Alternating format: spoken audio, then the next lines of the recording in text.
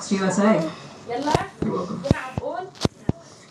Let's bring back in our panel here, Ron Van and Charles Kupchan. And Ron, to you first, on this relationship between the US and Israel, long held support for Israel in this country, but we're seeing that drop, aren't we? I mean, we've seen some polls, thinking of the Pew Research poll for one, that showed 60% of American adults now view Israel in a negative sense. And when you look at younger people across both parties, they have a negative view of Israel and Prime Minister Netanyahu. Where do you see that going? Yeah, that's such a great question. I'm shocked by that poll. At the same time, you can see the numbers in other polls trending in that direction. I think it's largely because of the issues with Israel and Palestine, and handling Gaza. They had every right to defend itself and to go to war after October 7th.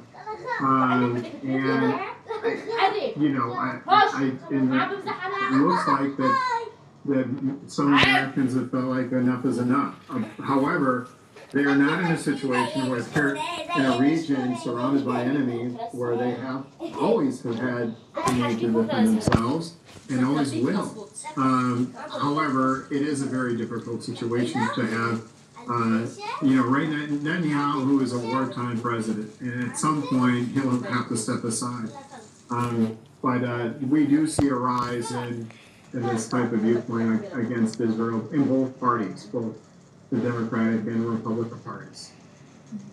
And Charles, do you think President Trump is listening to that when he says some of the statements that he's been saying to Prime Minister Netanyahu? And we're getting a report that he's done an interview on Israel's Channel 12 this evening, and he said to the reporter there, "I told Bibi, you better be careful what you do because you could be left alone against Iran very soon." Is that the president kind of using that threatening language because he senses that there is a slight tide turning in the US? I'm not sure I would attribute it to Trump reading the domestic tea leaves and trying to position himself with his voters. I think it's more Trump. This is the way he treats basically all foreign leaders. He loves them one day, he rags on them the next day. It's a kind of love-hate relationship that he sees as transactional in a way that he can kind of guide his foreign counterparts into the place that he wants them to be. But just a couple observations. I think Netanyahu's in a tough spot because on the one hand, he can't be seen to be Trump's poodle, just doing whatever Trump says. On the other hand, he can't afford to break with Trump because Trump is seen in Israel as being a very pro-Israel president. And that means that I think Netanyahu does have to tread a careful line here.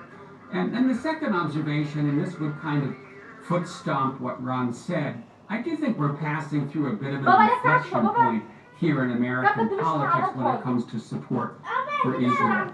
You see significant debates among Democratic candidates about future arms sales to Israel. That debate has now spread into the Republican Party, even in Trump's own MAGA movement.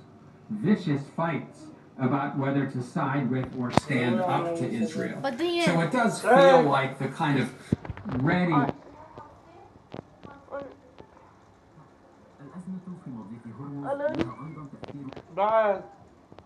Ron, though, ultimately, do you think what will drive forward what happens next in the relationship between the two leaders and between the two countries will be dictated by elections, the general election in Israel in a few months' time, obviously the midterms in the States? Briefly, your thoughts?